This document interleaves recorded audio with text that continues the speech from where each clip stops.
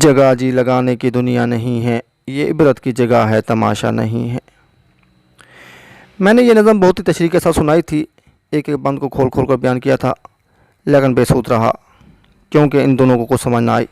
शायद उन्हें कुछ समझ आई हो, लेकिन मैं ऐसे समझ रहा था कि मैं अभी नाकाम जा रहा हूँ, क्योंकि इन दोनों ने क्लासरूम से बाहर मेरे साथ कोई रब्ता ना किया था। मेरा ये ज़हन था कि जब भी उन्हें मेरी कोई बात समझ आनी है तो क्लास से बाहर मेरे साथ उन्होंने रब्ता करना है। बयानात में से जब मैंने आलम बरज़ख, आलम जन्नत, दौलत और दुनिया, बेहयाई का सैलाब और कबल की पहली रात के उन्वान पर बयान किया, तो फिर उन्होंने मुझे कुछ अहमियत देना शुरू की, क्योंकि इन बयानात में से वो बड़े जज्बे के साथ सुभान अल्लाह, माशाल्लाह माशाल्लाह और अल्लाह अकबर के कलमे से मुझे दाद दे रहे होते थे। बस फिर मैंने एक ट्यूटोरियल में आँख खुले किताब आँख बंद होने के बाद के उन्वान पर बयान किया, तो इस बयान ने उनके दिल पर बहुत ही गहरा असर डाला, क्योंकि इस बयान में दोनों रो रहे थे बेशक बेशक, और सुभान अल्लाह के कलमे से मुझे दाद भी दे रहे थे और अपनी आँखों से आंसू भी साफ़ करते जा रहे थे। अब मेरा जहन बना कि मैंने आते जाते किसी जगह सलाम करके इनसे पूछना है कि आप कौन हैं, कहाँ से आते हैं, वगैरह वगैरह, लेकिन यह मुझे आते जाते किसी जगह भी ना मिले। आखिरी पीरियड में 2 क्लास फेलों के साथ ग्राउंड में बैठा था कि अचानक मेरी नज़र इन दोनों पर पड़ी जो सीधे हमारी तरफ आ रहे थे।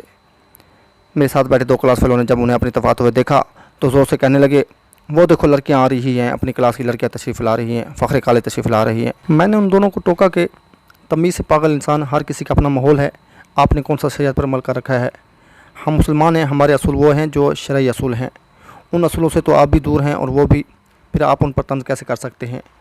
आपके माहौल ने आपको इस तरह बना दिया और उनके माहौल ने उन्हें इस तरह बना दिया। हर कोई अपने माहौल के मुताबिक ज़िंदगी गुजार रहा है।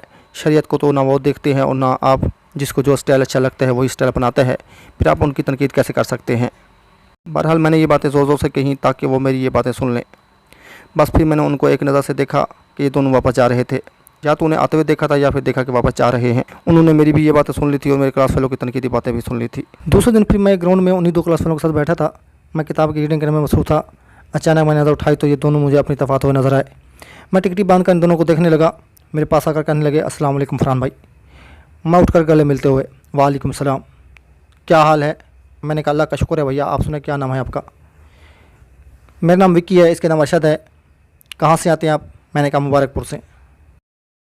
इनका मुख्तसर सा तारुफ। अरशद 18 साल नफीस और नाजुक मिजाज और खूबसूरत लड़का है।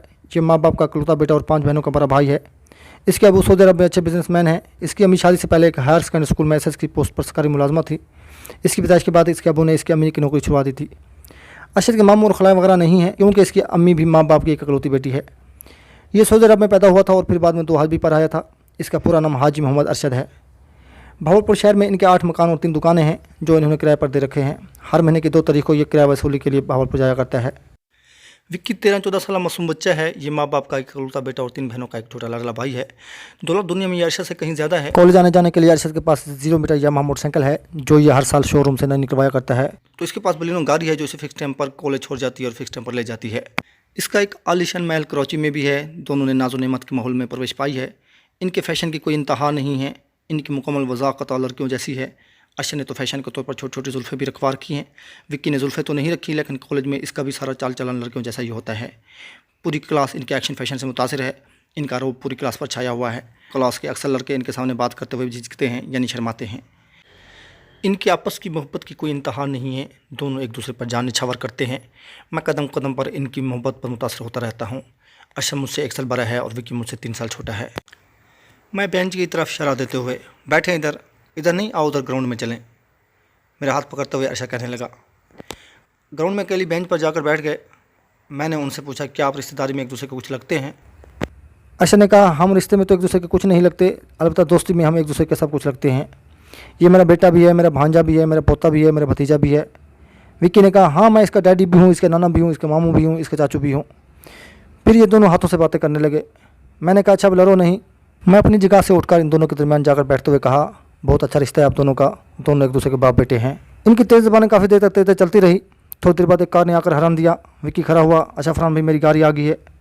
मैं गले मिला अरशद के सर पर हाथ फेरते हुए, अच्छा बेटा कल मिलेंगे, अल्लाह हाफिज़ कहकर चला गया। अरशद ने कहा, हाँ मेरी बेटी जाओ, अल्लाह तुझे सलामत रखे। अरशद मैं भी उठकर घर को चल दिए। हम दोनों अब्बास से चौक तक पैदल चलते आए। अरशद ने मुझे बताया कि विक्की इसका पैदाइशी नाम नहीं है, इसका पैदाइशी नाम कुछ और था। ये घर में 3 बहनों का एक छोटा लाडला भाई है। इसकी 3 बहनें इससे हद से ज़्यादा प्यार करती हैं। उन्होंने ही इसका पैदाइशी नाम हटाकर इसका नाम विक्की रखा है। माशाल्लाह इसकी सारी फैमिली पढ़ी लिखी है। इसकी बड़ी बाजी एम इंग्लिश है।